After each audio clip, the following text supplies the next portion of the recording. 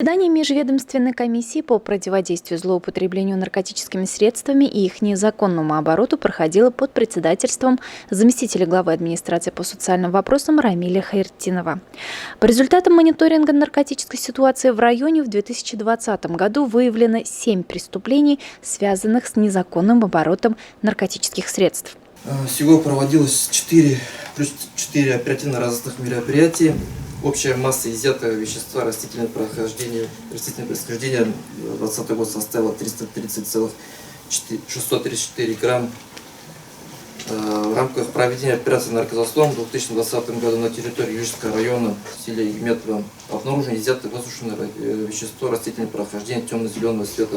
Изъятое вещество является наркотическим средством каннабис марихуаны общим весом 48-41 грамм. По данному факту группа дознания была возбуждена уголовное дело по части 1 статьи 228 Уголовного кодекса Российской Федерации.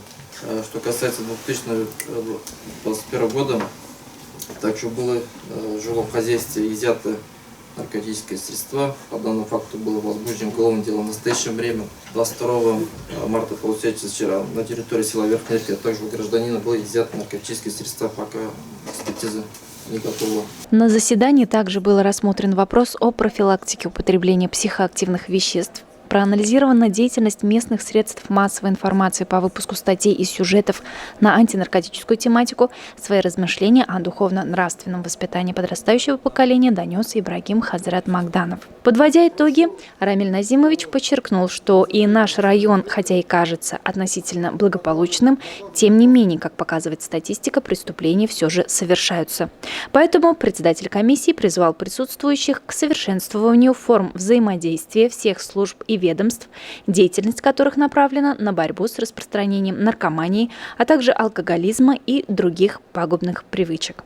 Более того, каждый человек может внести свой вклад в противодействие наркопреступности. До 26 марта в России проходит акция «Сообщи, где торгуют смертью». А сообщить о фактах употребления и избыта наркотиков можно по номеру 02 для стационарных, 102 для мобильных телефонов или по телефону доверия Министерства внутренних дел Республики 128 8347 279 32 92. Алина Хадимуллина, Айгуль Мулаянова, телерадиокомпания «Илиш».